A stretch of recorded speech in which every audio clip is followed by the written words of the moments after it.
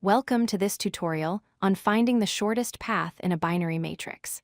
This is a classic coding problem that involves navigating a grid with obstacles using 8-directional movement. First, let us understand our environment.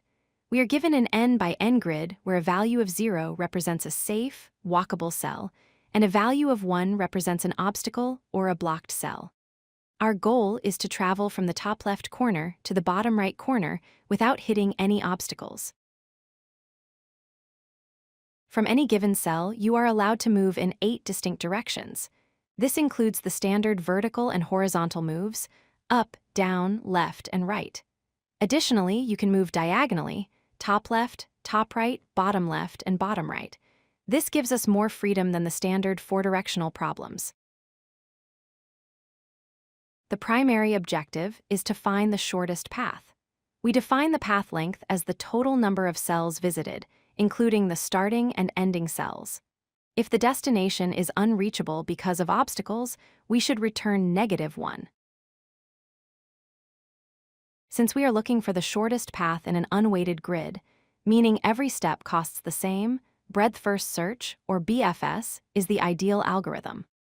Unlike depth-first search, which goes deep into one path, BFS explores the grid layer by layer, guaranteeing that the first time we reach the destination, it is via the shortest route.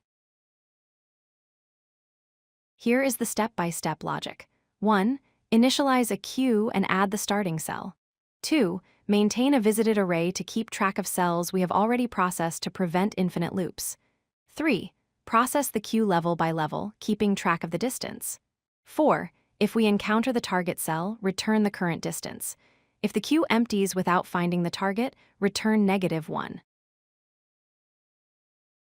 Let's visualize this. We start at the top left cell, coordinate 0, 0.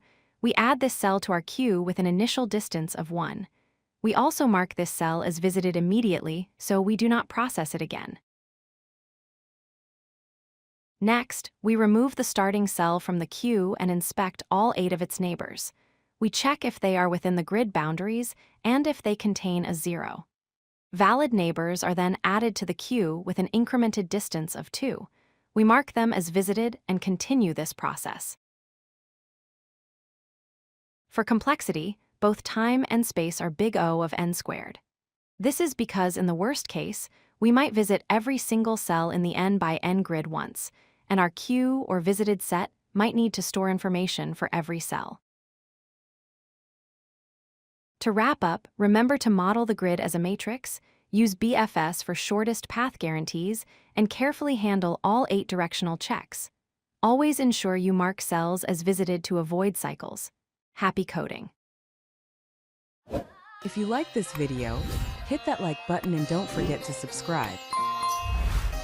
Visit codelucky.com for more such useful content.